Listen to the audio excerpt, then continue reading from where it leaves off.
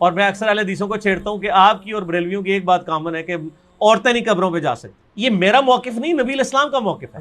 صحیح مسلم میں حدیث ہے، آپ صلی اللہ علیہ وآلہ وسلم نے فرمایا، اس میں میرا ایک ریسرچ پیپر بھی ہے، رسول اللہ صلی اللہ علیہ وآلہ وسلم کی آخری وصیت ہے، ریسرچ پیپر نمبر 1. اس میں نے قبروں پہ حاضری کے حوالے سے ہر چیز ایڈریس کر دی ہے. اسی میں آپ کو حدیث بھی مل جائے گی صحیح مسلم کی، انٹرنیشنل نمبر کے مطابق 2259 ہے. آپ صلی اللہ علیہ وآلہ وسلم نے فرمایا، میں تمہیں قبروں کی زیارت سے منع کرتا تھا، لیکن اب میں تمہیں حکم دیتا ہوں کہ قبروں پہ جاؤ تاکہ آخرت کی یاد آئے. ٹھیک ہوگا جی. اور اس کے علاوہ بھی صحیح مسلم میں 2256 نمبر حدیث ہے کہ آپ صلی اللہ علیہ وآلہ وسلم نے، اوپر تلے 8-10 حدیثیں ہیں، یہ بھی صحیح مسلم میں. اما عائشہ کہتی ہیں ایک رات آپ میرے ساتھ لیٹے ہوئے تھے، رات کا کچھ حصہ گزر گیا تو آپ صلی اللہ علیہ وآلہ وسلم اپنے مبارک بسترے سے اٹھے، بقیع غرقد قبرستان چلے گئے، اور آپ نے 3 دفعہ یوں ہاتھ اٹھا کے وہاں دعا کی اور پھر واپس آئے. کہتے ہیں میں پیچھے پیچھے گئی، لیکن میں بھی پہلے ہی واپس آ کے بسترے پہ لیٹ گئی تاکہ نبی علیہ السلام کو نہ پتہ چلے. سانس پھولا ہوا تھا. آپ نے فرمایا کہ اے عائشہ، تم نے گمان کیا کہ اللہ اور اس کا رسول تم سے خیانت کریں گے، یعنی تم نے یہ سمجھا میں کسی اور بیوی کے پاس چلا گیا ہوں. تو اے عائشہ مجھے سچ سچ بتاؤ، تم کیا میرے پیچھے آئی تھی؟ اور اگر تم نہیں بتاؤ گی تو مجھے اللہ تو بتا ہی دے گا. اے علم غیب بھی کلیئر ہو گیا، اللہ تو مجھے بتا ہی دے گا. تو انہوں نے کہا یا رسول اللہ میں گئی تھی. تو فرمایا کہ میں جب لیٹا تو جبرائیل علیہ السلام کو اللہ تعالیٰ نے میرے پاس بھیجا، اور انہوں نے کہا کہ اللہ تعالیٰ فرماتا ہے کہ آپ اہل بقیع کے لیے دعائے مغفرت کریں. تو میں رات کو اٹھ کے قبرستان گیا اور 3 دفعہ ہاتھ اٹھا کے دعا کی. سیدہ عائشہ نے پوچھا یا رسول اللہ علیہ وسلم، جب میں جاؤں یا ہم لوگ قبرستان جائیں تو ہم کیا دعا کریں؟ تو آپ صلی اللہ علیہ وآلہ وسلم نے دعا تعلیم فرمائی، السلام علیکم اہل الدیار من المؤمنین والمسلمین وَإِنَّا إِن شَاءَ اللَّهُ بِكُمْ لَلَاحِقُونَ نَسْأَلُ اللَّهَ لَنَا وَلَكُمُ الْعَافِيَةَ. تم پر سلامتی ہو اے مومنین اور مسلمین، مرد و عورت اس قبرستان میں جو دفن ہو. ہم ہمارے اپنے لیے اور تمہارے لیے اللہ سے عافیت کا سوال کرتے ہیں، اور ہم بھی مر کے تمہارے پاس ہی آنے والے ہیں. یہ دعا صحیح مسلم کے اندر موجود ہے. سیدہ عائشہ کو آپ نے یہ تعلیم فرمائی. انہوں نے کہا کہ میں کیا پڑھوں؟ تو آپ نے فرمایا تم یہ پڑھنا. اس سے کیا پتہ چلا کہ عورتیں قبرستان جا سکتی ہیں. لہذا یہ سعودیہ والوں نے جو بقیع غرقد قبرستان کے بعد لکھ کے لگایا عورتوں کی حاضری منع، یہ بالکل خلاف سنت ہے، اور وہ عورتوں کو نہیں جانے دیتے قبرستان. غلط ہے. غلط کام کوئی بھی کرے غلط ہے. کیوں؟ نہ میں وہابی نہ میں بابی، میں ہوں مسلم علمی کتابی. نہ یہ بابوں کی بات ہوگی نہ وہابی سو کارڈ بات ہوگی، یہ علمی کتابی بات ہوگی. اور اما عائشہ رضی اللہ تعالی عنہا باقاعدہ اپنے بھائی کی قبر پہ گئیں. جامعہ ترمذی میں صحیح سند کے ساتھ ہے. عبد الرحمن بن ابی بکر ان کی قبر پہ گئیں، وہاں پہ جا کے اشعار بھی پڑھے. اور امام ترمذی ایک حدیث لے کے آئے کہ نبی علیہ السلام نے لعنت فرمائی ہے ان عورتوں پر جو زوار القبور کرتی ہیں، کثرت سے قبرستان جاتی ہیں. پھر ساتھ ہی امام ترمذی نے لکھا اس حدیث کے اندر، یہ ساری حدیثیں آپ کو مشکات کی پہلی جلد میں نا قبروں کی زیارت والے چیپٹر میں مل جائیں گی کمبائنڈ فارم میں. امام ترمذی نے لکھا یہ حدیث منسوخ ہے، کیونکہ جب آپ نے عام اجازت دے دی کہ قبروں پہ جاؤ آخرت کی یاد آئے تو یہ حدیث منسوخ ہوگی. اور زوار القبور سے مراد ہے کثرت سے. اگر کبھی کبھار عورت چلی جائے تو جائز ہے، لیکن مزاروں پہ نہیں، قبروں پہ. مزاروں پہ تو مرد بھی نہیں جا سکتے، کیونکہ مزار تو نبی علیہ السلام کی مخالفت پہ بنائے گئے ہیں. صحیح مسلم میں حدیث ہے، تمہیں منع کرتا ہوں قبروں پر عمارتیں بنانے سے، قبروں کو پکا کرنے پہ، ان سے بیٹھنے سے. یہ صحیح مسلم کے اندر حدیث موجود ہے انٹرنیشنل نمبر کے مطابق 2245. باقی آپ میرا قبریں، مزارات، گنبد خضرا یہ لکھیں یوٹیوب پہ، میرے کلپ کئی ایک کلپ کھل جائیں گے. ماشاءاللہ لاکھوں لوگوں نے وہ کلپ دیکھے ہیں، گنبد خضرا والا کلپ، یہ ساری چیزیں. تو عورتیں قبرستان جا سکتی ہیں، اور قبرستان پہ آپ ہاتھ اٹھا کے دعا بھی کر سکتے ہیں. آپ قبر والے سے نہیں مانگ رہے، اللہ سے مانگ رہے ہیں. قبلہ رخ ہو کے ہاتھ اٹھائیں. نبی علیہ السلام نے مسلم شریف میں 10 حدیث ہیں، ہاتھ اٹھا کے دعا کی، اللہ سے کی، اس کے بعد چہرے پہ ہاتھ بھی پھیریں. المستدرک الحاکم میں صحیح سند کے ساتھ ہے، تمہارا رب حیا فرماتا ہے اس شخص سے جو ہاتھ اٹھا کے دعا کرے کہ اسے محروم لٹائے. یہ ابو داؤد میں بھی ہے، وہ روایت کمزور ہے. مستدرک کی روایت صحیح ہے کہ اور نماز کے بعد بھی آپ اپنی انڈیویجول دعا ہاتھ اٹھا کے کریں، یہ افضل ہے. اس کے بعد چہرے پہ ہاتھ پھیرنا بھی نہ صرف سنت ہے بلکہ اجماع امت ہے. یہ تو سعودیہ کے چند مولویوں نے یہ کام شروع کیے ہیں، اور وہ کہتے ہیں کہ جناب چہرے پہ ہاتھ پھیرنا ثابت نہیں. ابو داؤد میں ضعیف روایت ہے کہ نبی علیہ السلام پھیرتے تھے، لیکن امام بخاری کی کتاب ہے الادب المفرد، اس میں انٹرنیشنل نمبر کے مطابق 609 نمبر اثر ہے کہ عبداللہ ابن زبیر اور عبداللہ بن عمر رضی اللہ تعالی عنہما یہ دونوں دعا کے بعد اپنے چہرے پر ہاتھ پھیرا کرتے تھے، اور عملی تواتر ہے، پوری امت پھیرتی ہے، یہ تو حدیث سے بڑی دلیل ہے۔ جب ساری امت یہ کام کر رہی ہوگی تو حدیث سے تو دلیل کی ضرورت ہی نہیں ہے، کوئی اختلاف نہیں ہے۔ سعودی والوں نے خام خواہ ایک اختلاف کھڑا کر دیا ہے، لیکن پاکستان میں جو اہل حدیث ہیں انہوں نے جو نماز نبوی چھاپی ہے دارالاسلام والوں نے، انہوں نے یہی روایت لکھی 609 الادب المفرد کی، اور کہا ہے کہ بالکل یہ صحیح ہے، سنت ہے، چہرے پہ ہاتھ پھیر سکتے ہیں۔ بلکہ میں آپ کو شغل کی بات بتاؤں، سعودیہ سے کوئی چند سال پہلے کی بات ہے، ایک بھائی نے مجھے کہا ہمارے ایک شیخ ہیں یہاں پہ سعودیہ میں، مدینہ یونیورسٹی، ام القریٰ یونیورسٹی مکہ میں بھی ہمارے اسٹوڈنٹس ویڈیوز کے اعتبار سے جو ہیں وہ سنتے ہیں، تو انہوں نے کہا کہ مجھے وہ حدیث بھیجے، میں نے عربی ورڈنگ اس کی بھیجی۔ شیخ زبیر صاحب نے مشکات کی دوسری جلد میں دعا والے چیپٹر کے جو حدیث ہے نا ابو داؤد والی کہ نبی علیہ السلام چہرے پہ ہاتھ پھیرتے تھے، اس کے نیچے لکھا ضعیف ہے، لیکن ساتھ ہی فٹ نوٹ پہ لکھا صحیح سند ہے عبداللہ بن عمر اور عبداللہ بن زبیر سے کہ وہ چہرے پہ ہاتھ پھیرتے تھے، اور وہ روایت بالکل صحیح ہے اور بخاری کی صحت کے اوپر صحیح ہے۔ تو جب ان کو حدیث بتائی انہوں نے کہا نہیں یہ تو ضعیف ہے، اس میں فلاں راوی ضعیف ہے۔ میں نے مکتبۃ الشاملہ میں اس راوی سے صحیح بخاری میں 12 روایتیں نکالی اسی سند کے اوپر، اور اس کو کہا کہ یہ اس کو پرنٹ نکال کے دے مولوی کو، اس کو کہا بخاری کی بھی 12 حدیثیں ضعیف ثابت کا ہے، اسی سند پہ الادب المفرد پہ ہے چہرے پہ ہاتھ پھیرنے والی۔ تو مولوی تو پتہ ہے تو ضدی ہوتا ہے، منیا نہیں لیکن تھپیا گیا لال رومال والا، خاموش ہو گیا، کہنا کون اتھو کٹ کے بھیجتا ہے؟ ایک بندہ ہے تھے اللہ نے چھڑیا جو نہ وہابی ہے نہ بابی ہے، نہ میں وہابی نہ میں بابی، میں ہوں مسلم علمی کتابی، علمی کتابی۔ اگلا سوال تو اس میں کور ہو گیا جی، کور ہو گیا، چلیں یہ کرامت ہوگی علی بھائی آپ الحمدللہ آپ ہمیشہ آیات اور حدیث کے ریفرنسز دیتے ہیں، مگر کبھی کبھی ان کے انٹرنیشنل نمبر نہیں بتاتے، برائے مہربانی آپ لوڈنگ سے پہلے ویڈیو میں ہی ایڈ کر دیا کریں تو آسانی ہوگی، یا کوئی بک بتا دیا کریں۔ بک تو میں ہمیشہ بتاتا ہوں کہ یہ آج تک میں نے حدیث کبھی حدیث کی کتاب کے نام کے بغیر نہیں بتائی۔ ایک بک ہے تو یہ مشکات شریف، آپ 3 جلدوں میں ڈاؤن لوڈ کر لیں اہل سنت پاک.com سے، یہ انسائکلوپیڈیا آف حدیث ہے، بخاری، مسلم، ابو داؤد، ترمذی، نسائی، ابن ماجہ اور کئی 13 کے قریب کتابوں کے یہ نوٹس ہیں، یہ آپ ڈاؤن لوڈ کریں، 18 MB کی 3 فائلیں آپ کو فری ڈاؤن لوڈ کر لیں اہل سنت پاک.com سے، انٹلیکچوئل ترتیب کے ساتھ آپ کو اس میں حدیثیں مل جائیں گی، ٹھیک ہوگا جی۔ تو باقی انٹرنیشنل نمبر چونکہ اکثر میں نے پورے مسئلہ نمبر ریکارڈ کرائے ہیں، میرے ریسرچ پیپر ہیں ان میں نمبرنگ بتائی ہوئی ہے، یہ فی البدی گفتگو ہوتی ہے، اس میں جو نمبر یاد ہوتے ہیں وہ بتا دیتے ہیں، نمبر ضروری نہیں ہے، میں حدیث کے جو الفاظ بتاتا ہوں اسلام 360 میں وہ لکھا کریں، سرچ کے آپشن میں جائیں آپ کو مل جائے گا۔ جب میں مسلم شریف، بخاری شریف، ابو داؤد، ترمذی بتا دیتا ہوں تو اتنا تھوڑا ہے، تو ریفرنس ہو ہی جاتے ہیں۔ باقی اپلوڈنگ سے بغیر پہلے یہ کچھ کرنا، یہ اتنی بڑی ایڈیٹنگ ہے کہ اس کے لیے پورا ایک آفس اور کئی بندے چاہیے، تو یہ پاسبل نہیں ہے، ہم نے تو ویڈیو فوراً اپلوڈ کرنی ہوتی ہے، اور آلموسٹ ہمارے جتنے اسٹوڈنٹس ہیں ان کو نمبرنگ پتہ ہے، وہ آپ کو واٹس ایپ نمبروں پہ رابطہ کریں، وہ بتا دیتے ہیں اور آسانی سے آپ کو مل جائیں گے۔ بخاری اور مسلم دونوں میں حدیث ہے کہ اللہ کا ذکر کرنے والا زندہ کی مثل ہے اور ذکر نہ کرنے والا مردہ کی مثل ہے، یعنی وہ زندہ لاش ہے جو اللہ کا ذکر نہیں کرتا۔ جامع ترمذی میں حدیث ہے، ایک صحابی حاضر ہوئے، یا رسول اللہ مجھے کوئی ایسی نصیحت کریں کہ اس کے بعد مجھے کسی چیز کی ضرورت نہ رہے۔ نبی علیہ السلام نے کہا کہ تیری زبان ہر وقت اللہ کے ذکر سے تر ہے، بس یہ نصیحت تھی، یعنی صرف نماز کی حد تک نہیں، عام حالت۔ اچھا، ذکر کے لیے زبان ہلانا بھی ضروری نہیں ہے، دل میں بھی ذکر ہو سکتا ہے، اللہ کو یاد کرنا بھی ذکر ہے، غور و تفکر کرنا بھی ذکر ہے۔ اصل چیز ہے گاڈ اورینٹڈ ہو۔ بخاری مسلم میں حدیث ہے، جب تم نماز پڑھ کے اسی جگہ پہ بیٹھے رہتے ہو نا جہاں پہ نماز پڑھی تھی، اسی مصلے کے اوپر، جب تک وضو نہیں ٹوٹتا نا، کچھ ذکر نہ بھی کرو، تب بھی فرشتے دعائے رحمت تمہارے لیے کرتے رہتے ہیں۔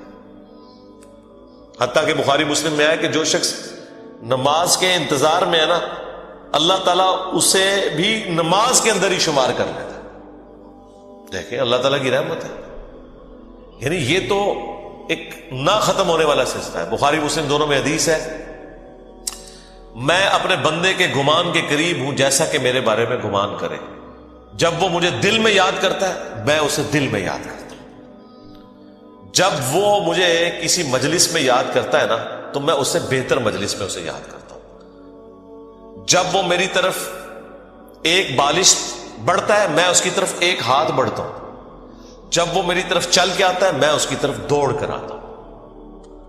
تو یہ حدیث قدسی ہے بخاری مسلم دونوں میں, اور اسپیسیفکلی یہ قرآن حکیم کی درس و تدریس کے حوالے سے ذکر ہوا تھا کہ ایسی مجلس میں فرشتے حاضر ہوتے ہیں اور جب اللہ کے پاس جاتے ہیں, حالانکہ اللہ جانتا ہے, پھر بھی پوچھتا ہے کہ میرے بندوں کے پاس گئے تھے کس حالت میں پایا. وہ بتاتے ہیں یہ حالت تھی. پھر اللہ تعالیٰ پوچھتا ہے مجھ سے کیا مانگ رہے تھے, فرشتے بتاتے ہیں کہ بندے جنت مانگ رہے تھے. اللہ تعالیٰ پوچھتا ہے کیا جنت دیکھی انہوں نے, کہتے ہیں نہیں, اگر دیکھ لیتے تو اس سے بھی زیادہ مانگتے. اور کیا کہتے تھے, جہنم سے آزادی مانگ رہے تھے. کیا جہنم دیکھی میرے بندوں نے, نہیں, اگر دیکھ لیتے اس سے بھی زیادہ شد و مت سے مانگتے. اللہ تعالیٰ فرماتا ہے تم گواہ ہو جو میں نے سب کو معاف کر دیا. اچھا, وہ فرشتے کہتے ہیں یا اللہ ایک بندہ ایسا تھا جو ویسے ہی وہاں پہ آ گیا تھا, اس کی نیت نہیں تھی لیکن وہ ان کی مجلس میں بیٹھا تھا. اللہ تعالیٰ فرماتا ہے کہ یہ لوگ ہی ایسے ہیں کہ جو ان کی مجلس میں بھی بیٹھ جائے گا ان کو بھی میں نے بخش دیا. وہ جو کہہ رہے ہوتے ہیں نا غوث پاک کے درس میں بھی اگر کوئی بیٹھ گیا, کہانیوں میں نہیں میرے بھائی, درس قرآن میں, وہ چاہے غوث پاک دے رہے ہو یا کوئی انجینئر پاک دے رہے ہو یا کوئی ڈاکٹر پاک دے رہے ہو, اگر اخلاص کے ساتھ کوئی اللہ کا ذکر کر رہا ہے, خالص توحید بتا رہا ہے, قرآن و سنت کی تعلیمات بتا رہا ہے, اس کی مجلس میں بیٹھنے والے کے لیے جنت کا راستہ آسان ہو جائے گا. وہ تو حدیث ہے صحیح مسلم کے اندر کہ جو علم کے راستے پہ چلتا ہے اللہ تعالیٰ جنت کا راستہ اس کے لیے آسان کر دیتا ہے. یہ تو بالکل اسٹیبلش چیز ہے. تو یہ ذکر ایسا معاملہ ہے کہ کوئی دل میں بھی یاد کرتا ہے نا, اللہ اس کو پھر دل میں یاد کرتا ہے. فَاذْكُرُونِي أَذْكُرْكُمْ, یہ تو قرآن میں سورۃ البقرہ میں ہے, اے میرے بندے مجھے یاد کر میں تیرا ذکر کروں گا, اور اس سے بہتر مجلس میں کروں, فرشتوں کی مجلس میں کروں. اور انسان کی کتنی خوش نصیبی ہے کہ انسان اللہ کو یاد کرے, اللہ تعالیٰ اس کے رسپانس میں اسے یاد کرتا ہے.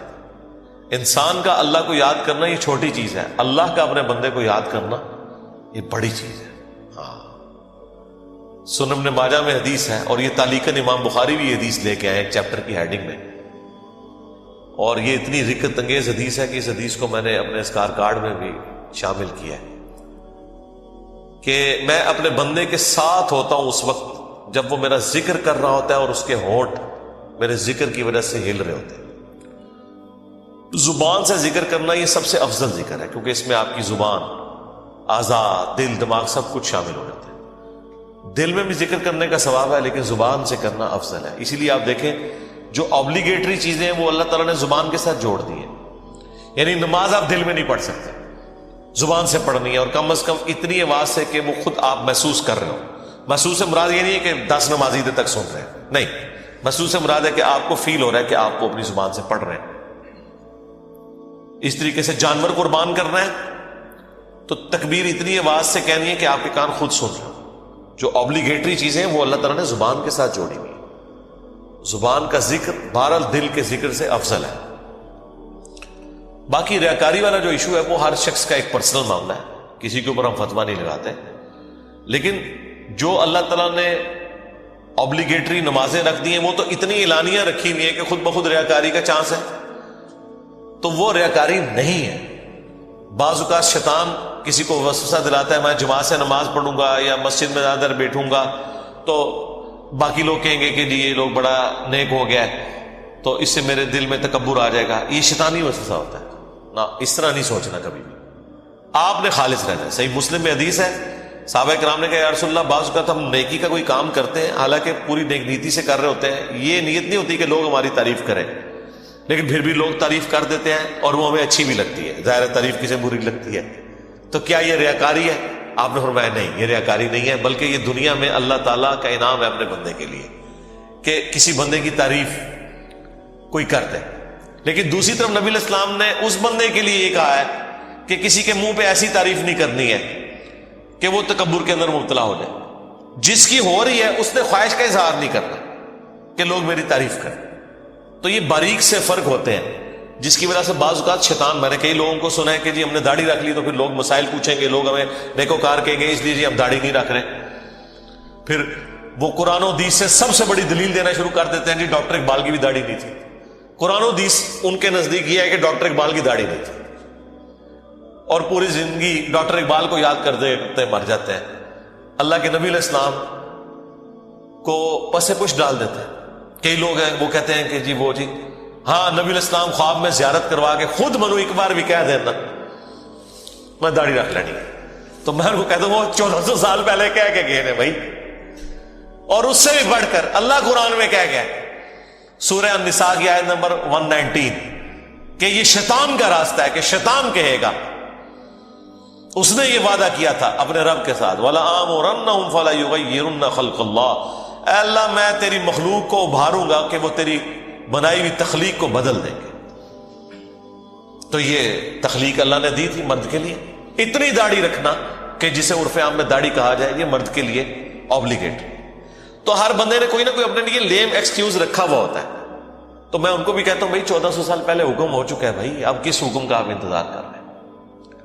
تو بعض اوقات شیطان یہ بھی وسوسہ دلاتا ہے کہ جی اگر میں جماعت سے نماز پڑھوں گا تو لوگ کہیں گے یہ بڑا نیکوکار ہے لہٰذا میں گھر میں ہی پڑھ لیتا ہوں. نہیں بھائی, جو فرض چیزیں ہیں وہ آپ نے حکم پہ عمل کرنا ہے, اپنی عقل کو اس میں دخل نہیں دینا. اب داڑھی بھی سامنے نظر آ رہی ہے, داڑھی تو ظاہر چہرے پہ رکھی جائے گی نا, پیٹ میں تو صرف بزرگوں کی داڑیاں ہوتی ہیں, ہاں بابوں کی, اور جو کتابوں کے ماننے والے ہیں ان کی داڑھی تو باہر ہوتی ہے, وہ تو سامنے رکھنی ہوگی. اسی طریقے سے نماز بھی لوگوں کے سامنے ہی پڑھنی پڑے گی جماعت سے. یہ تو ہو ہی نہیں سکتا کہ آپ کہ میں نے جماعت سے نماز نہیں پڑھنی ہے, گنہگار ہوں گے. یہ مرد کے لیے میں کہہ رہا ہوں, عورت تو ظاہر ہے اس کے لیے تو حکم ڈفرینٹ ہے. تو یہ چیزیں اللہ تعالیٰ نے اپنی یاد کے لیے دیکھیں کتنے الارمز فٹ کیے ہوئے ہیں, ہمیں کتنے سگنل پورے دن میں ملتے ہیں. انسان اللہ تعالیٰ سے اپنے آپ کو بے نیاز کر ہی نہیں سکتا. میں ایک ہسٹری چینل کے اوپر یا نیشنل جغرافک پہ ایک ڈاکومنٹری دیکھ رہا تھا. ایک کوئی نان مسلم تھا تو وہ مختلف مسلمان اسکالرس کے پاس تھا امریکہ میں, انٹرویو کرنے جا رہا تھا کہ ہمیں آپ ریلیجن کے بارے میں بتائیں کہ اسلام کیا ہے. تو وہ امریکہ میں ایک شیعہ عالم تھے, ینگ تھے. اس سے جب اس نے سوال کیا نا کہ اسلام کیا ہے, تو اس نے کہا اسلام خدا کے گرد سینٹرڈ ہے, بس کہ ہر وقت خدا آپ کے سامنے ہونا چاہیے. یہ اسلام کی بیسک ڈیفینیشن ہے. واقعی اس طرح یہی بات ہے. اسلام کیا ہے؟ ٹو سبمٹ یور ول, اللہ کے سامنے سر تسلیم خم کرنا. اچھا اب یہ بات مجھے بھی پتا, لیکن جب میں نے اس بندے کے منہ سے یہ بات سنی نا, پھر میں نے غور کرنا شروع کیا. اس نے کہا کہ ہر وقت اللہ آپ کے سامنے ہونا چاہیے. تو پھر میں نے سوچا واقعی یار اسلام تو ہے ہی سینٹرڈ اراؤنڈ گاڈ ہے.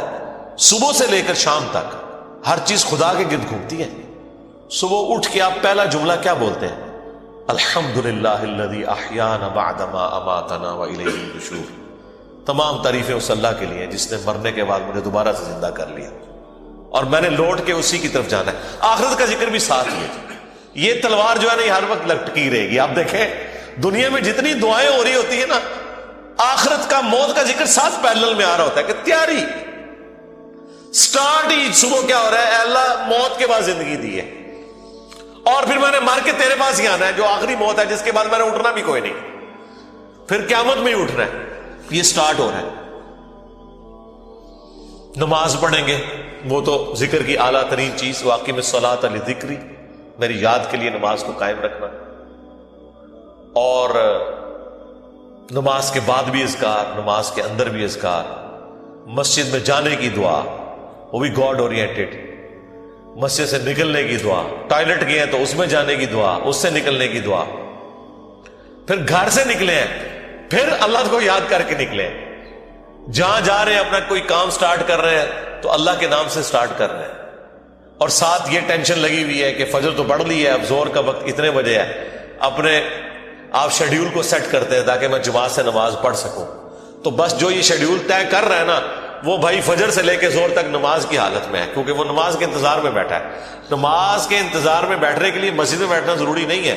کوئی اپنے آفس میں بھی بیٹھا ہے نا اس انتظار میں کہ میں نے نماز کے لیے جانا ہے, وہ نماز کے انتظار میں بیٹھا ہوا ہے, پھر نماز کا وقت آ جاتا ہے, پھر بازار میں جانے کی دعا, سواری پہ بیٹھے ہیں تو اس پہ دعا. وہ ساری دعائیں ذرا آپ پڑھیں, کوئی بزرگ بابا آپ کو ان دعاؤں میں نظر نہیں آئے گا. خدا سے شروع ہو کے خدا بھی ختم, یہ کائنات سینٹرڈ اراؤنڈ گاڈ ہے. ہماری زندگی کا مقصد خدا کی پہچان ہے. انبیاء کے دنیا میں آنے کا مقصد خدا کی پہچان ہے. ہر چیز خدا کے گرد گھومتی ہے. یہ اصل میں اللہ کو مطلوب انسان ہے جو سینٹرڈ اراؤنڈ گاڈ. تو آپ اس کے ذرا ٹیسٹ کو فیل کریں. الذین آمنوا، جو لوگ ایمان لائے، وتطمئن قلوبہم بذکر اللہ، اور مطمئن ہوتے ہیں ان کے دل اللہ ہی کی یاد سے. الا بذکر اللہ تطمئن القلوب، آگاہ ہو جاؤ کہ دلوں کا سکون ہے ہی اللہ کی یاد میں. یہ اللہ تعالیٰ نے سکون رکھے اس کے اندر. سکون سے مراد یہ نہیں ہے کہ دنیا میں آپ کو کوئی پریشانی نہیں آئے گی. اگر یہ مطلب ہو تو انبیاء کرام نے تو سب سے زیادہ بے سکونی دیکھی ہے. ہر آزمائش اللہ تعالیٰ نے ان کے اوپر ڈالی ہے اور وہ ثابت قدم رہے. مراد یہ کہ اگر کوئی آزمائش آئے گی تو وہ برداشت کرنا آسان ہو جائے گی. پھر دنیا حسنہ کیا ہے کہ دنیا میں اگر تکلیف بھی آئے تو صبر آ جائے گا کہ اللہ کی مرضی. انا للہ و انا الیہ راجعون. دیکھیں تکلیف میں بھی آپ کو یہ دعا سکھا دی گئی. ادھر بھی موت ہے. اے اللہ ہم تیری طرف سے آئے تھے، ہم نے بھی تیرے پاس ہی آ جانا ہے واپس. تو یہ تکلیف جو آئی ہے نا، یہ بھی تو ایک نہ ایک دن ختم ہو جانی ہے. بڑی سے بڑی تکلیف بھی اس دن تو ختم ہو جانی ہے جس دن انسان کو موت آنی ہے. بیمار تھا تو جب بندہ ہی ختم ہو گیا تو بیماری بھی ختم ہو گئی. تو دیکھیں ہر جگہ گاڈ اورینٹڈ، اللہ کی طرف متوجہ رہنا. تو اس کے لیے اللہ تعالیٰ نے آپ کو پورا جو شیڈیول دیا ہوا ہے. ابھی تو یار ان لوگوں نے ہماری نمازوں کے مزے خراب کر دیے. میں کاش آپ کے اوپر وہ دریچہ کھل جائے جو ایک بند دریچہ ہے. وہ سال میں ایک دفعہ کھلتا ہے قیام اللیل کی شکل میں. لیکن اگر آپ امیجن کریں کہ دنیا میں جتنی بھی مساجد ہیں ان کے اندر جہری نمازوں میں قرآن الف لام میم سے شروع ہو کے یا سورہ فاتحہ سے شروع ہو کے والناس تک پورا سال چلے، ایک ایک رکوع ایٹ لیسٹ ایک رکوع، کتنا ٹائم لگ جائے گا؟ اگر یہ نماز 7 منٹ میں ختم کرتے ہیں وہ 20 منٹ میں ہو جائے گی یا 15 منٹ میں. ایک رکوع مغرب کے اندر پہلی رکعت میں، دوسرا رکوع مغرب کی دوسری رکعت میں، پھر عشاء کی رکعت میں اس سے اگلے والا رکوع، اور اس کی دوسری رکعت میں اس سے اگلا، اور اس طریقے سے فجر میں. یہ 6 رکعتیں جو ہیں آپ کی جہر، 2 مغرب 2 عشاء اور 2 فجر. ان میں قرآن پورے سرکل میں چلتا رہے. آپ کو عربی آتی ہے نہیں آتی اس سے کوئی فرق نہیں پڑتا. آپ کا اسمارٹ فون آپ کے ہاتھ میں ہو اور ترجمے والا قرآن آپ نے اس پہ کھولا ہوا ہو. میں نے تو اس کا ثبوت بھی دے دیا بخاری سے کہ ذکوان تابعی حضرت عائشہ کا غلام تھا جو انہیں قیام اللیل رمضان میں کروایا کرتا تھا. وہ حافظ نہیں تھا تو وہ مصحف ہاتھ میں پکڑتا تھا، اما عائشہ اس کے پیچھے رمضان کا قیام کرتی تھی. اس کا مطلب ہے سننے میں زیادہ آسانی اور مزہ آتا ہے بجائے خود پڑھنے کے. تو یہ حدیث امام بخاری نے ایک چیپٹر کی ہیڈنگ میں لی ہے اور اس کی پوری سند سنن کبری البیہقی اور مصنف ابن ابی شیبہ میں موجود ہے. بلکہ مصنف ابن ابی شیبہ میں تو یہاں تک ہے کہ انس ابن مالک اور باقی صحابہ کے بارے میں کہ انہوں نے پیچھے قرآن اٹھایا ہوتا تھا، سامنے حافظ کھڑا ہوتا تھا اور وہ سنتے بھی تھے دیکھ کے، اور اگر کہیں غلطی ہوتی تھی تو غلطی کو پکڑتے تھے. اور اٹھانے کا فائدہ یہ ہے کہ کنسنٹریشن آپ کی رہتی ہے. انہوں نے کتنا ظلم کیا کہ ہم سے قرآن چھین لیا. مغرب عشاء اور فجر کی نمازیں واللہ اس لیے نہیں تھی کہ آپ نے صرف رکعتیں پوری کرنی ہے، یہ آپ کے اندر فیول ڈالنا تھا کہ جب آپ جہرن قرآن سنیں گے تو آپ کی پروگرامنگ ہوتی رہے گی. ہم کیا سنتے ہیں؟ وہی رٹی رٹائی آخری 10 صورتیں یا چند صورتوں کی آخری آیات، سورہ بقرہ کی آخری آیات، سورہ حشر کی آخری آیات، وہی جو مولویوں نے رٹی ہوئی ہے. یار اگر حافظ قرآن نہیں بھی آپ کا امام مسجد، کوئی مسئلہ نہیں، وہ مصحف اٹھا کے پڑھ لے، کوئی مسئلہ نہیں. قرآن دیکھ کے تو پڑھنا اس کو آتا ہے نا، قاری ہے مصحف اٹھا کے پڑھے. لیکن آپ ذرا امیجن کریں کہ آپ کی نماز کا لیول کیا ہوگا کہ آپ کو اگلی نماز کا انتظار رہے گا کہ بھئی، اور آپ یہ کوشش کریں گے کہ آپ کی نماز نہ چھوٹے، وہاں سے رکوع اگلا سٹارٹ. بلکہ میں تو کہتا ہوں گورنمنٹ لیول پہ یہ ہونا چاہیے کہ ایک اجتماعی نظم کوئی قائم کرے، اجتماعی نظم ہو پورے ملک میں. عید کی رات کو اگلا قرآن سٹارٹ ہو جائے، گورنمنٹ کی طرف سے شیڈیول ہو کہ بھئی اب یہ اگلا قرآن سٹارٹ ہو گیا ہے, اتنے رکوع ہیں, 6 رکوع کور ہوتے ہیں نا, اگر آپ 6 جہرن رکھتے رہیں تو آلموسٹ کوئی 520 کے قریب رکوع بنتے ہیں. ان کو ڈیوائڈ کر لیں تو پورے ملک کے اندر ختم قرآن بھی ایک ہی دن ہو رہا ہو, شمسی اعتبار سے رکھ لیں, تاکہ کوئی شخص دوسرے شہر میں بھی چلا گیا ہے اسے یہ یقین ہو کہ ہاں جی میں فلاں مسجد میں جاؤں گا تو شیڈیول ایک ہی چل رہا ہے. یہ ہم نے دنیاوی کئی معاملات میں اپنے آپ کو مینج کیا ہوا ہے اس طریقے سے. دیکھ لیں KFC آپ امریکہ سے کھائیں, آپ سعودیہ سے کھائیں, آپ جیلوں میں بیٹھ کے کھائیں, آپ کی آنکھوں میں پٹی بندھی ہوئی ہو, آپ کھا کے بتا دیں گے کہ آپ KFC کا چکن کھا رہے ہیں. اس سے قطع نظر کہ آپ دنیا میں کہاں بیٹھے ہوئے ہیں. 66,000 آؤٹ لیٹس ہیں ان کی دنیا میں. یہ بھی پرانا فگر ہے, اب تو پتہ نہیں اس سے زیادہ ہی نہ ہوگی ہو. ایک ذائقہ دیا نا پوری دنیا کے اندر انہوں نے. اس طرح کے کئی شیڈیول ہیں, اور اگر یہ تھوڑی سی ایفرٹ پٹ کر لی جائے تو سرکار آپ کو کوئی اپنے بچوں کو توحید سکھانے کی ضرورت نہیں ہے. توحید خود بخود وہ سیکھ جائیں گے.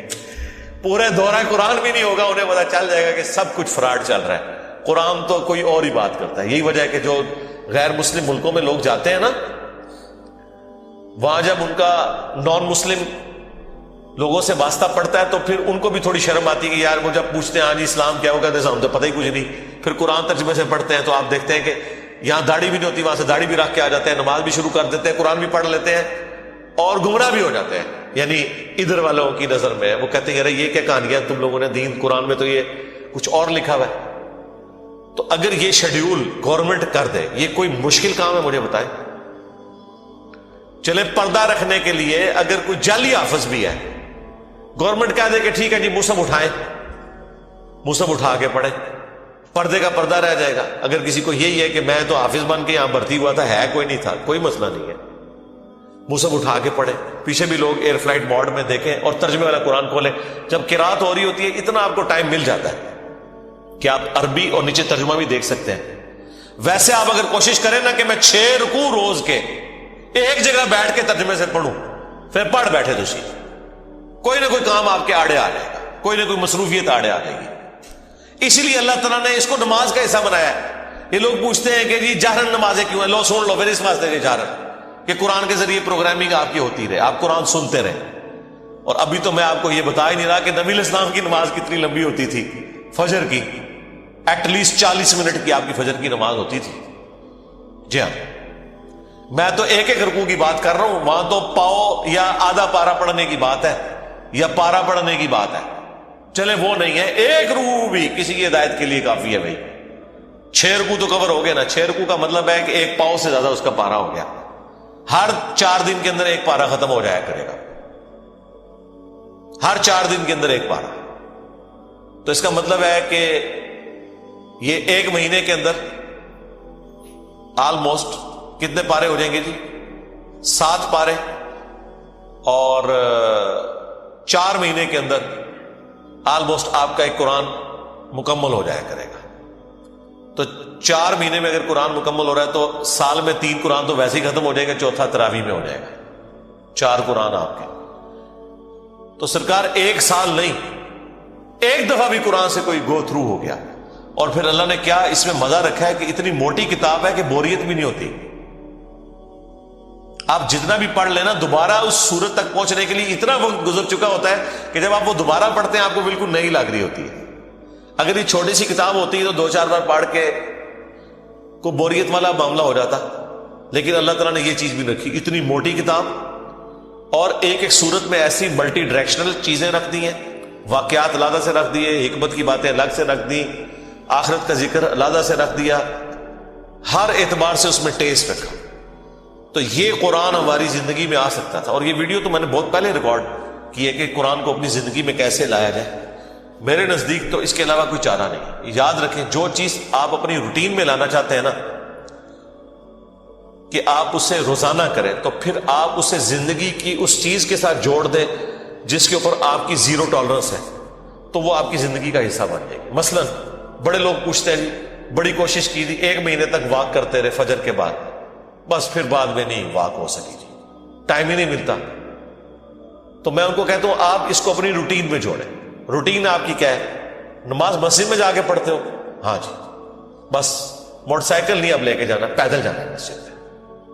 فجر کی نماز کے لیے بھی پیدل جانا ہے, اپنی روٹین میں آپ جانا ہی جانا ہے. اگر مسجد 15 منٹ کی مسافت کے اوپر ہے, چاہتے نہ چاہتے 15 منٹ کی آپ کی واک ہو جائے گی, اور اس کو آپ کو یاد کر کے نہیں کرنا پڑے گا, سوائے اس کے کہ آپ نے جانا ہے تو آپ نے پیدل جانا ہے. یا عشاء کے وقت آپ ٹائم رکھنا چاہتے ہیں تو اپنی واک کا ٹائم وہ رکھ لیں, اور 5 نمازیں پیدل جا کے پڑھیں تو آپ ذرا کیلکولیٹ کریں ہر نماز کے ساتھ جانے اور آنے میں آپ کی واک اٹیچ ہو جائے گی, کیونکہ آپ نے روٹین کا حصہ بنا لیا ہے. جو انسان کو اسپیشل کام کرنا پڑتا ہے نا, اس میں انسان کو تردد ہوتا ہے. لیکن جو انسان اپنی روٹین میں شامل کر لیتا ہے, بس یہ قرآن بھی میں کہتا ہوں آپ اپنی روٹین میں شامل کریں, اور اس کو شامل کرنے کا طریقہ یہی ہے کہ فرض نمازوں میں امام مسجد کی منت مارنی پڑے, کوئی مٹھی گرم کرنی پڑتی ہے اس کی, کریں اسے کہ بھائی یار چل کچھ نہیں تو فجر میں تو شروع کر یار, مغرب عشاء میں نہیں کر سکتا. میں آپ کو بتاؤں, ہمارے اسلام آباد میں پنڈی میں ایک مسجد ہے, وہ روٹین کے ساتھ پچھلے کئی سالوں سے ان کی فجر کی نماز میں آلموسٹ 1 پاؤ قرآن کور کرتے ہیں, اور پورا سال ان کا قرآن چلتا رہتا ہے. سب کو پتا ہوتا ہے کل یہاں سے شروع ہو رہے ہیں, لوگ پڑھ کے آتے ہیں گھر سے بھی, ایک وہ اس کا ٹیسٹ فیل کرتے ہیں. تو یہ تو مسلسل آپ کی روٹین میں جب قرآن آئے گا تو یہ وہ ساری گناہ, وہ ساری برائیاں جن کو چھوڑنے کے لیے آپ کو ایک ایفرٹ پٹ کرنی پڑتی ہے, وہ آٹومیٹکلی آپ کی زندگی سے نکلتی چلی جائے گی. جس طرح آپ نے دیکھا کہ بعض لوگ ایسے ہوتے ہیں, بڑی ان کی شاہانہ زندگی ہوتی ہے, لیکن کبھی ان کے اوپر کوئی غم کی کیفیت ٹوٹتی ہے, بالکل بھی زندگی میں سادگی آ جاتی ہے, پھر آہستہ آہستہ وہ دنیا سے ریٹائر ہونا شروع ہو جاتے ہیں, ایک غموں کا پہاڑ گرتا ہے, آخرت اورینٹڈ ہو جاتے ہیں آہستہ آہستہ آہستہ آہستہ.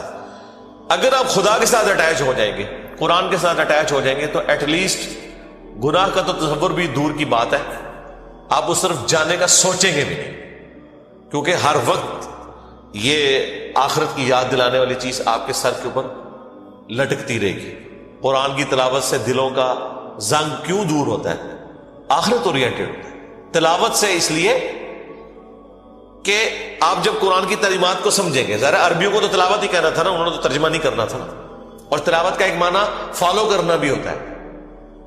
ایک ہوتا ہے قرات کرنا اور ایک ہے اس کے پیچھے پیچھے چلنا. تو یہ ترجمے والا قرآن سمارٹ فون نے تو زندگی آسان کر دی ہے. میں کہتا ہوں اس سائنس نے ہماری دنیا تو آسان کی ہے, جو ہماری آخرت آسان کرتی ہے. آپ امیجن کریں اس یوٹیوب کی برکت سے صدیوں میں جتنے لوگوں نے توحید قبول کی ہے, چند سالوں میں ہمارے پلیٹ فارم سے کر لی ہے, جو امید ہی کوئی نظر نہیں آ رہی تھی. اور یہ آپ نہ سمجھیں یہ لوگ ہیں, یہ نسلیں ہیں. ہاں, آپ ان کو ملٹی پلائی کریں تو یہ ساری سائنس کی برکت ہے. آج دین کتنا سیکھنا آسان ہے, اور اس پہ عمل کرنے کے لیے آپ کو موٹیویٹ کرنے کے لیے کتنے والنٹیئر اویلیبل ہیں, اگر آپ خدا کے ساتھ کمیٹڈ ہیں. اللہ تعالی ہمیں ہر وقت اپنی یاد میں رہنے کی توفیق دے. اللہ تبارک و تعالی اپنے ذکر پہ ہمیں استقامت دے.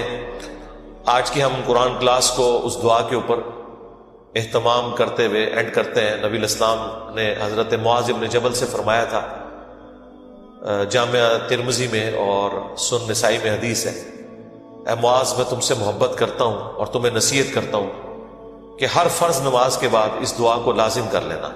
اللہ کی یاد, لا الہ الا انت سبحانک انی کنت من الظالمین, سورۃ الانبیاء میں آیا. اور اللہ تعالیٰ نے فرمایا سورہ الصفات میں کہ اگر یونس اس دعا کے ساتھ ہمیں یاد نہ کرتا, ہائے ہائے, تو پھر اسی دن مچھلی کے پیٹ سے نکالا جاتا جس دن کے مردے نکالے جائیں گے, یعنی قیامت تک. یعنی وہ مچھلی یونس کی قبر بن جاتی اگر وہ یہ دعا نہ کرتا. اس سے کئی رزلٹ نکلے. ایک تو رزلٹ یہ نکلا کہ یہ دعا اللہ کو اتنی محبوب ہے کہ وہ اللہ جس کا جلال اتنا ہے کہ وہ اپنے پیغمبر کو بھی کہہ رہا ہے کہ تو نے قیامت والے دن ہی نکلنا تھا, کہ مجھے اتنا غصہ ہے تیرے اوپر, گناہ کے اوپر نہیں لغزش کے اوپر, وہ غصہ بھی ٹھنڈا ہو گیا. اس لیے میں کہتا ہوں سب سے بیسٹ استغفار جو آئے ہیں ان میں سے ایک لا الہ الا انت سبحانک انی کنت من الظالمین ہے. اور جامعہ ترمذی میں حدیث ہے, جو شخص بھی یونس کی دعا کے ساتھ اللہ کی طرف متوجہ ہوا اللہ اسے محروم نہیں لوٹائے گا. یہ اسماء اعظم میں سے ہے. اور قرآن میں بھی ہے کذالک ننجی المؤمنین, مومنین کو بھی ہم نجات دیں گے جو یہ یونس کی طرح دعا مانگے گا. یہ تو قرآن میں بھی ذکر ہے. لا اچھا اس کی دیکھیں ترجمہ کتنا پیارا ہے, لا الہ الا انت, کوئی معبود نہیں سوائے تیرے, सुबहानक, अल्लाह तू तो गलतियों से पाक है, इन्नी कुन्तु मिनज़ ज़ालिमीन, मैं तो इंसान हूं ना, गलतियां करूंगा। यार इससे बेहतर अंदाज हो सकता है कि या अल्लाह तू तो गलती इसलिए नहीं करता कि तू तो पाक है, तो पाक तो सिर्फ तू है, मखलूक तो उस लेवल पे पाक हो ही नहीं सकती जी। इसलिए वरना तो हम मखलूक को भी सुभान पैगंबरों के साथ भी लगा रहे होते। इंसान जितना भी परफेक्ट हो पाक नहीं हो सकता। अंबिया को अल्लाह ने गुनाहों से पाक किया है, लग़्ज़िशें उनसे भी हुई हैं। हजरत आदम अलैहिस्सलाम से लग़्ज़िश हुई है, नूह अलैहिस्सलाम ने काफिर बेटे के लिए दुआ की है, मूसा अलैहिस्सलाम से बंदा मर गया, नबी अलैहिस्सलाम की 4 लग़्ज़िशें कुरान में जिक्र हुई हैं। ग़ज़वा उहद पे बददुआ निकल गई थी जुबान से, तो वो सूरह आले इमरान में आया कि आपको कोई इख्तियार नहीं है, आपने बददुआ दी है, अल्लाह चाहे तो इनको हिदायत दे। और फिर उसी खालिद इब्न वलीद को हिदायत भी मिल गई और उसी मुबारक ज़ुबान से जिससे बददुआ मिली थी सैफुल्लाह का लक़ब भी मिल गया। ठीक है, ये सब अल्लाह के इख्तियार है। परफेक्ट सिर्फ गॉड है, उसकी कोई मखलूक भी परफेक्शन में उस लेवल पे नहीं जा सकती। मखलूक की, ये अल्लाह का नक्स नहीं है बल्कि मखलूक का नक्स है कि जो मखलूक होगा ना वो परफेक्ट नहीं हो सकता। जैसे खालिक हमेशा से है, मखलूक हमेशा से हो ही नहीं सकती। वो कहते हैं ना, अक्सर लोग सवाल करते हैं कि अल्लाह ताला अपने साथ का एक और खुदा पैदा कर सकता है। हम कहते हैं ये महाल है, इसलिए कि जो पैदा होगा वो खुदा होगा ही नहीं। जो पैदा हो गया तो खुदा कौन है? लम यलिद वलम यूलद। ठीक हो गया। तो जिक्र भी करें सर, अल्लाह को याद करें, झूम झूम के हर जगह जिक्र करें, कोई प्रोटोकॉल नहीं, ना वुजू ना गुस्ल, जिक्र के लिए कोई प्रोटोकॉल नहीं है। जब मर्जी जिक्र करें, अल्लाह को याद करें। और इसके लिए कपड़े पहनना होना भी जरूरी नहीं है। अक्सर लोग ये समझते हैं कपड़े पहनना जरूरी है, ना, कोई जरूरी नहीं है। बाज़ औक़ात बंदा वुजू के लिए अंदर चला जाता है, गुस्ल के लिए, या गुस्ल करते हुए तो लोग बिस्मिल्लाह नहीं पढ़ते हैं, कपड़े पहन के फिर बिस्मिल्लाह पढ़ते हैं। सर अल्लाह और बंदे का कौन सा पर्दा है? ठीक है, आप कर सकते हैं जिक्र। अगला सवाल है, मैंने अपनी जिंदगी में बहुत शिर्क किया है लेकिन अल्हम्दुलिल्लाह अब तौबा कर चुका हूँ, लेकिन इसके बावजूद यही फिक्र दामन घी रहती है कि शिर्क तो नाकाबिले माफी गुनाह है। मालूम नहीं कि मेरी तौबा कबूल होगी भी या नहीं, मुझे बताएं मैं क्या करूं। आप सबसे पहले तो इस तरह के ख्यालात से तौबा करें जो आप कर रहे हैं। ठीक है, उसकी वजह यह है कि सूरह अत-तौबा की आयत नंबर 70 में अल्लाह ताला ने फरमाया कि जो शख्स तौबा कर ले सच्चे दिल के साथ, और उससे पहले बड़े बड़े गुनाहों का जिक्र हुआ है, उनमें से एक शिर्क भी। बल्कि अब ये क्रिटिकल सवाल है तो मैं ये आयत पढ़ के भी बता देता हूँ। पारा नंबर 19 के अंदर जाके सूरह अल फुरकान की आयत नंबर है ये 70। औज़ु बिल्लाहि मिनश शैतानिर रजीम, बिस्मिल्लाहिर रहमानिर रहीम। हाँ जी, ये आ गया, वल्लज़ीना ला यदऊन मअल्लाहि इलाहन आखर। यानी अल्लाह ताला अहले ईमान की निशानी बता रहा है कि वो ऐसे लोग हैं कि वो अल्लाह के साथ किसी और को इलाह के तौर पर नहीं पुकारते। वला यक़्तुलून नफ्सल्लती हर्रमल्लाहु इल्ला बिलहक़, और किसी जान को नाहक कत्ल नहीं करते। हाँ, बफतवे शरीयत वाला मामला अलग है, यानी कत्ल के बदले कत्ल, वो भी गवर्नमेंट का, जुडिशरी का काम है, आपने खुद नहीं करना। वला यज़नून, ना जिना करते हैं। वमन यफ़अल ज़ालिक यल्क़ा असामा, जो कोई ये 3 गुनाह करेगा अनकरीब इनका अजाब चख लेगा। कौन से 3 बड़े गुनाह गिनवाए गए? नंबर 1 अल्लाह के साथ शिर्क, नंबर 2 कत्ल नाहक, और नंबर 3 जिना। हत्ता कि बुखारी मुस्लिम में एक हदीस है कि नबी अलैहिस्सलाम से जब बड़े बड़े गुनाहों के बारे में पूछा गया ना, तो आपने यही 3 गुनाह गिनवाए और फिर आपने कहा कुरान पढ़ के देखो। यानी नबी अलैहिस्सलाम भी अपनी बात की दलील में कुरान पेश करते हैं। माशाअल्लाह ताला। वल्लज़ीना ला यदऊन मअल्लाहि इलाहन आखर वला यक़्तुलून अन-नफ्सल्लती हर्रमल्लाहु इल्ला बिलहक़ वला यज़नून वमन यफ़अल ज़ालिक यल्क़ा असामा युदाअफ़ लहुल अज़ाबु यौमल क़ियामति व यख़लुद फ़ीही मुहाना। जो ये 3 गुनाह करेगा उसके लिए अजाब दुगना कर दिया जाएगा क़यामत में, और वो ज़लीलो ख्वार करके आग में यानी झोंका जाएगा। इल्ला मन ताब, हाँ अगर कोई इन गुनाहों से तौबा कर ले। कौन से? नंबर 1 शिर्क, नंबर 2 कत्ल नाहक, और नंबर 3 जिना। व आमना व आमिला अमलन सालिहा, और ईमान ले आए, यानी ईमान तो पहले भी होगा, नहीं सही वाला ईमान, और नेक अमल करे। फ़उलाइका युबद्दिलुल्लाहु सय्यिआतिहिम हसनात, तो फिर ऐसे शख्स के गुनाहों को भी अल्लाह ताला नेकियों से बदल देगा। सिर्फ माफी नहीं सर, जितने बड़े बड़े गुनाह थे उसी लेवल की बड़ी बड़ी नेकियां। वकान अल्लाहु गफूर रहीमा, और अल्लाह ताला तो बख्शने वाला मेहरबान है। वमन ताब व आमिल सालिहा, जो कोई तौबा करे और नेक अमाल करे, फ़इन्नहु यतूबु इलल्लाहि मताबा, तो अल्लाह ताला कहता है कि मेरे जिम्मे है उसकी तौबा को कबूल करना। यानी अल्लाह ताला ने अपने ऊपर खुद से वाजिब किया, हालांकि अल्लाह ताला किसी चीज का पाबंद नहीं है کہ جو میری طرف رجوع لائے گا میں اسے ضرور معاف کروں. تو اگر کسی شخص کو اس طرح کا وہم آتا ہے نا، اور یہ وہم اس لیے بھی آ رہا ہوتا ہے، بعض اوقات لوگ یعنی اس کا ترجمہ کرتے ہوئے بالکل لفظی ترجمہ کر رہے ہوتے ہیں. قرآن حکیم کی آیات چونکہ پورے کانٹیکسٹ کے ساتھ ہوتی ہیں، بیک گراؤنڈ میں آیات نازل ہوئی ہوتی ہیں، لہٰذا میں جب بھی ان آیات کا ترجمہ کرتا ہوں نا، جب اسپیسیفکلی شرک کو ایڈریس کر رہا ہوتا ہوں، میرا لیکچر نمبر ہے مسئلہ نمبر 3 دعا صرف اللہ ہی سے، اور سچ پیپر بھی ہے اس کے اوپر، تو ہم یہ ترجمہ جو ہے نا یہ آیت ان اللہ لا یغفر ان یشرک بہ، بے شک اللہ اس گناہ کو کبھی معاف نہیں کرے گا کہ کوئی شخص اللہ کے حضور قیامت والے دن اس حال میں پیش ہوا کہ اس نے دنیا میں شرک کیا ہوا، یعنی بغیر توبہ کے وہ مرا. وَيَغْفِرُ مَا دُونَ ذَلِكَ لِمَن يَشَاءُ، اور شرک کے علاوہ ہر گناہ معاف کر دے گا، وہ بھی اوپن لائسنس نہیں، جس کے لیے چاہے گا. یعنی جو شخص شرک سے توبہ کیے بغیر گیا نا، اس کی تو توبہ ہے ہی نہیں قیامت.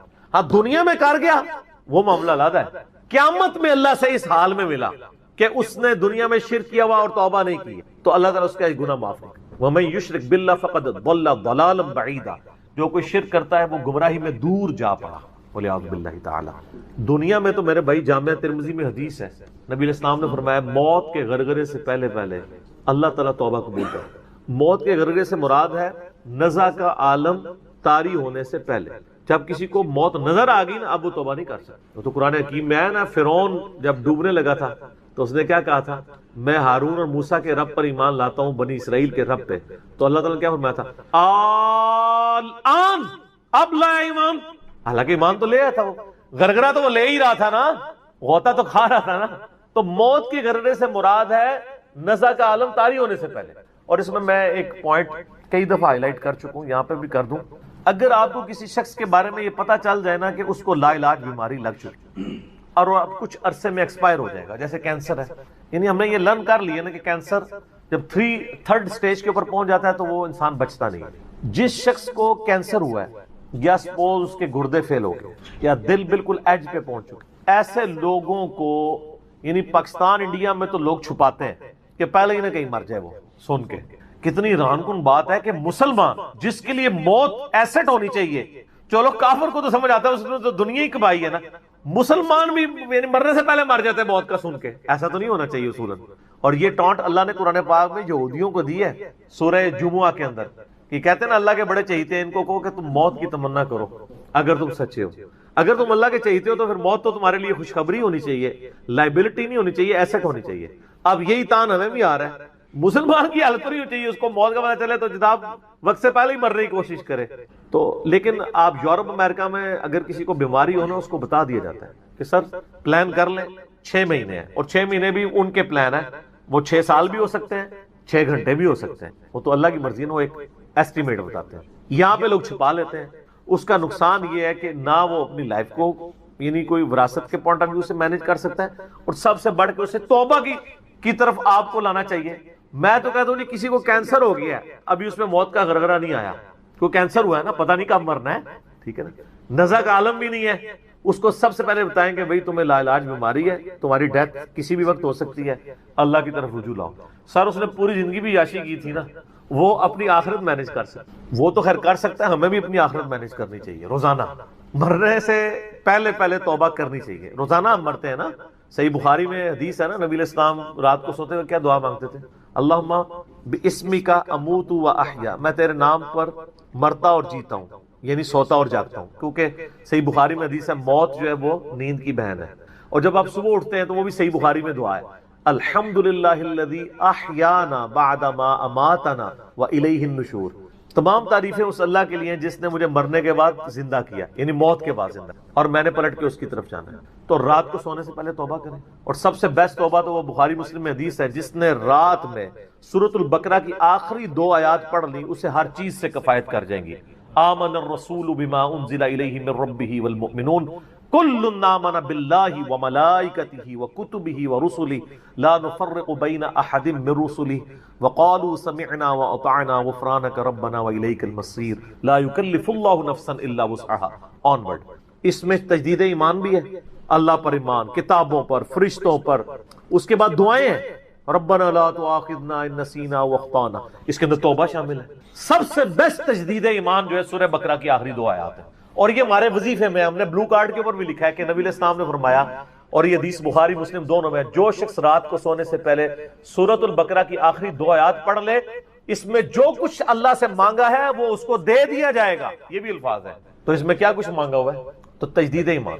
پھر صحیح بخاری میں حدیث ہے کہ نبی علیہ السلام فرمایا جو صبح یقین کے ساتھ ایک دفعہ پڑھ لے سید الاستغفار، اور شام سے پہلے اگر مر گیا سیدھا جنت میں جائے گا، اور اگر شام کو پڑھ لیا پورے یقین کے ساتھ، یقین سے مراد ہے کہ باقی توبہ کا اس کا ارادہ ہوا، صبح سے پہلے مر گیا سیدھا جنت۔ اللہم انت ربی لا الہ الا انت خلقتنی وانا عبدک وانا علی عہدک ووعدک ما استطعت اعوذ بک من شر ما صنعت ابوء لک بنعمتک علی وابوء بذنبی فاغفر لی فانہ لا یغفر الذنوب الا انت۔ یہ سید الاستغفار ہے۔ تو یہ وہ ہے توبہ جو روزانہ کرنی چاہیے، نزا سے پہلے یعنی صبح بھی پڑھے شام کو پڑھے۔ بلکہ مسند البزار میں صحیح سند کے ساتھ ہے کہ نبی صلی اللہ علیہ وآلہ وسلم ہر فرض نماز کے بعد بھی سید الاستغفار پڑھتے تھے، ہر فرض نماز کے بعد۔ ایک تو ہم پڑھتے ہیں نا اللہ اکبر استغفر اللہ استغفر اللہ استغفر اللہ اللہم انت السلام منک السلام تبارک یا ذا الجلال والاکرام، اس کے بعد آپ سید الاستغفار آیت الکرسی بھی پڑھیں، آیت الکرسی کے بارے میں بھی آیا ہے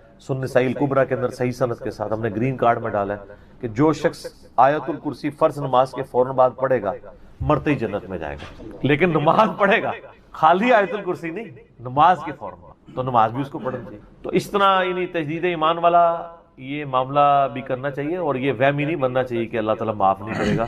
صحیح بخاری اور مسلم دونوں میں حدیث ہے کہ میں اپنے بندے کے گمان کے قریب ہوں، جو بندہ میرے لیے گمان کرتا ہے میں ویسا ہوں اس کے۔ جو شخص یہ کہتا ہے اللہ مجھے معاف نہیں کرے گا تو اس کو واقعی اللہ معاف نہیں، اور جو کہے گا کہ اللہ تعالیٰ مجھے معاف کر دے گا اسے اللہ معاف کر دے گا۔ تو انشاءاللہ تعالیٰ یہ کبھی ایسا نہیں کرنا چاہیے اللہ تعالیٰ سے نا امیدی والا معاملہ۔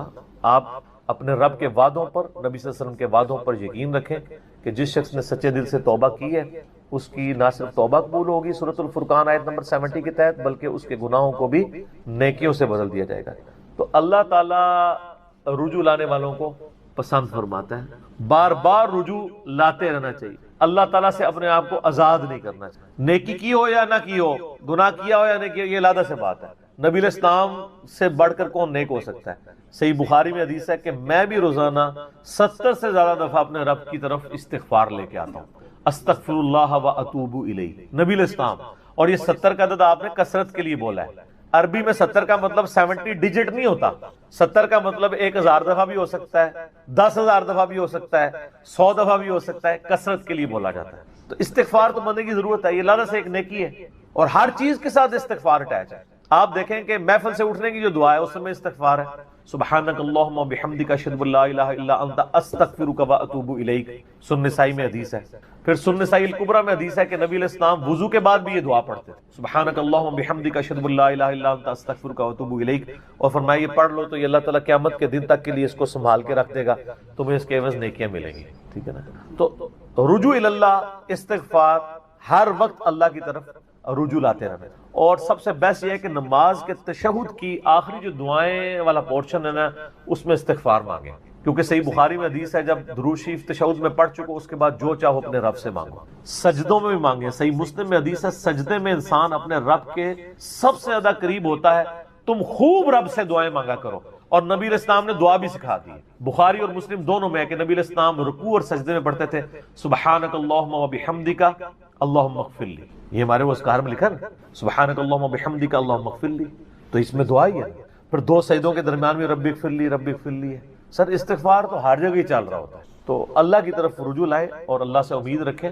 دنیا میں کسی نے توبہ کر لی تو موجہ ہی موجہ، یہ آخرت کے لیے معاملہ ہے۔ تو شرک، یار آپ نے کیا شرک کیا ہوگا جو صحابہ کرام نے قبول ایمان سے پہلے کیا؟ سر صحیح مسلم میں حدیث ہے 321 نمبر، میں نے کربلا والے ریسرچ پیپر میں ڈالی، بڑی لمبی حدیث ہے۔ عمر بن عاص رضی اللہ تعالیٰ عنہ کہتے ہیں کہ جب مجھے یہ اندازہ ہوا کہ اب نبی علیہ السلام یعنی غلبہ پائیں گے، یعنی اللہ نے ان کا سینہ اسلام کے لیے کھول دیا، اسلام قبول کرنے کے لیے نبی صلی اللہ علیہ وآلہ وسلم کی خدمت میں حاضر ہوئے، تو خود ہی بتاتے ہیں، اور انہوں نے اپنے نزع کے عالم میں موت کے وقت میں اپنے بیٹے کو، بڑی لمبی بڑی رکت انگیز حدیث ہے، میرا یوٹیوب پہ کلپ بھی ہے، عمر بن عاص کی موت کے وقت اشک بار آنکھوں سے سننے والی۔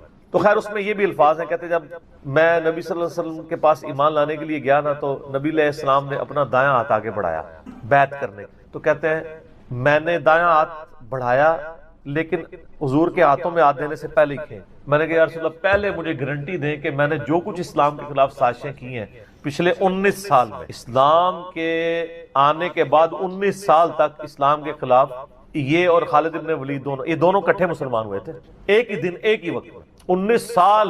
پھر اسلام کی حالت میں انہیں 19 سال نہیں ملے ہیں حضرت خالد ابن ولید، کفر میں ملے ہیں، اسلام میں تھوڑا وقت ملا۔ تو حضرت عمر بن عاص کہتے ہیں میں نے ہاتھ کھینچ لیا، میں نے کہا یا رسول اللہ پہلے گارنٹی دے میرے سارے گناہ معاف ہوں۔ تو آپ صلی اللہ علیہ وسلم نے فرمایا کہ اے عمر، کیا تجھے نہیں پتا کہ اسلام پچھلے کے سارے گناہوں کو معاف کر دیتا ہے، اور اللہ کی راہ میں ہجرت پچھلے کے سارے گناہوں کو معاف کر دیتی ہے، اور حج مبرور پچھلے کے سارے گناہوں کو معاف کر۔ تو یہ اسلام لے کر آنا کتنی بڑی دولت ہے۔ تو یہ تجدید ایمان کرنا، کلمہ پڑھ کے یہ اپنا تجدید ایمان والا معاملہ بھی کرتے رہنا چاہیے، یہ بھی ایک توبہ کا ذریعہ ہے۔ اللہ سے امید رکھیں، اللہ کو اصل میں باغی پسند نہیں ہے، جو گناہ کر کے توبہ کر لیتے ہیں نا وہ اللہ کو بڑے پسند ہیں، اتنے پسند ہیں کہ ایک بڑی عجیب و غریب روایت ہے صحیح بخاری اور مسلم میں، صحیح مسلم میں ذرا زیادہ ڈیٹیل ہے کہ نبی علیہ السلام فرماتے ہیں اگر تم گناہ کرنا چھوڑ دو گے تو اللہ تعالیٰ تمہیں ختم کر دے گا، اور ایسی مخلوق لے کے آئے گا کہ جو گناہ کرتی ہو اور اللہ ان کو معاف کر کے خوشی محسوس کرے۔ اچھا، اس کو بعض لوگوں نے دوسری طرف لے لیا، ان کا جی اللہ تعالیٰ گناہوں سے بڑا خوش ہوتا ہے۔ نہیں نا، اصل میں یہ بتانا چاہ رہے تھے نبی صلی اللہ علیہ وآلہ وسلم کہ انسان کے اندر بلٹ ان فالٹ رکھا گیا ہے کہ وہ غلطی کرے گا۔ اصل مسئلہ یہ ہے کہ وہ آدمی بنے۔ آدم نے اپنی غلطی کو جسٹیفائی کیا نہیں، جب غلطی کی تو کیا کہا؟ ربنا ظلمنا انفسنا وان لم تغفر لنا وترحمنا لنکونن من الخاسرین، معاف کر دیا اللہ نے۔ شیطان نے اپنی غلطی کی جسٹیفیکیشن دینا شروع کر دی، میں ایسے بہتر ہوں، تو نے اس کو مٹی سے بنایا، مجھے آگ سے بنایا ہے، میں اس کو کیسے سجدہ کروں؟ جو اپنی غلطی کی جسٹیفیکیشن دے وہ شیطان ہوتا ہے، اور جو اپنی غلطی کی جسٹیفیکیشن دیے بغیر سیدھی معافی مانگ لے وہ آدمی ہوتا ہے۔ ہم کہتے ہیں نا آدمی، آدم کے ساتھ اس کی مضبوط ہو جاتی ہے۔ تو رجوع الی اللہ، تو وہ نبی علیہ السلام یہ بتانا چاہ رہے تھے کہ ایسی مخلوق جو گناہ نہ کرے وہ تو آلریڈی اللہ کے پاس موجود ہے۔ فرشتے، اللہ نے انسان اور جن کو ایسی مخلوق بنایا ہے جو اپنی ول سے اپنے رب کو چوائس کرے، فَأَلْهَمَهَا فُجُورَهَا وَتَقْوَاهَا، ان میں یعنی برائی کا مادہ بھی رکھ دیا، اچھائی کا بھی، وہ خود اپنی عقل ایز اے انسٹرومنٹ یوز کر کے یہ اللہ تعالیٰ کو خود سے وہ چوز کرے۔ ایسی مخلوق اللہ کو چاہیے تھی۔ سر یہی وہ چیز ہے جیسے انسان فرشتوں سے افضل ہو جاتا ہے، اور میں اکثر کہا کرتا ہوں کہ یہ وہ دولت ہے جو جبرائیل کے پاس بھی نہیں ہے۔ سر جبرائیل مجھ سے اگر میرا ایمان ایکسچینج کرنا چاہے نا، میں نہیں کرتا۔ جبرائیل نے خدا کو مانا ہے خدا کی مرضی سے، اور میں نے خدا کو مانا ہے اپنی مرضی سے، اس کا کوئی ایکویلنٹ نہیں۔ اسی لیے انسان اشرف المخلوق ہے، اسی لیے انسان کو اللہ نے اتنا درجہ ہے فرشتے سے بہتر انسان بننا، مگر اس میں لگتی ہے محنت۔ انسان بنے، آدمی بنے، یہ نہ ہو کہ اولئک کالانعام بل هم اضل، جو سورۃ الاعراف میں ہے کہ وَلَقَدْ ذَرَأْنَا لِجَهَنَّمَ كَثِيرًا مِنَ الْجِنِّ وَالْإِنسِ، جنوں اور انسانوں کی اکثریت دوزخ کے لیے ہی پیدا ہوئے ہیں۔ یہ اللہ نے ایکسپرٹ اوپینین دیا، یہ نہیں ہے کہ میں نے دوزخ کے لیے ان کو بنایا۔ ساتھ یہ ہے کہ ہم نے ان کو کام دیے تھے، یہ سنتے نہیں، سننے کا سا نہیں سنتے، آنکھیں دی تھی دیکھتے نہیں، دیکھنے کا سا دیکھتے نہیں، یعنی عبرت والا، اور عقل دی تھی، دل دیے تھے، آپ عقل کر لیں ترجمہ، دل کر لیں، وہ سوچتے نہیں ہیں۔ اولئک کالانعام بل هم اضل، یہ تو چوپایوں کے مانند ہے بلکہ ان سے بھی بدتر ہیں، جو آنکھ، کان اور عقل کو یوز کر کر حق بات تک نہیں پہنچتے۔ ولا تقف ما ليس لك به علم، 10 کمانڈمنٹس میں سے 9 کمانڈ کیا ہے؟ سورہ بنی اسرائیل آیت نمبر 36۔ اے انسان، کسی چیز کی پیروی اس وقت تک مت کرنا جب تک تجھے اس کے بارے میں ڈیفینیٹ علم حاصل نہ ہو جائے۔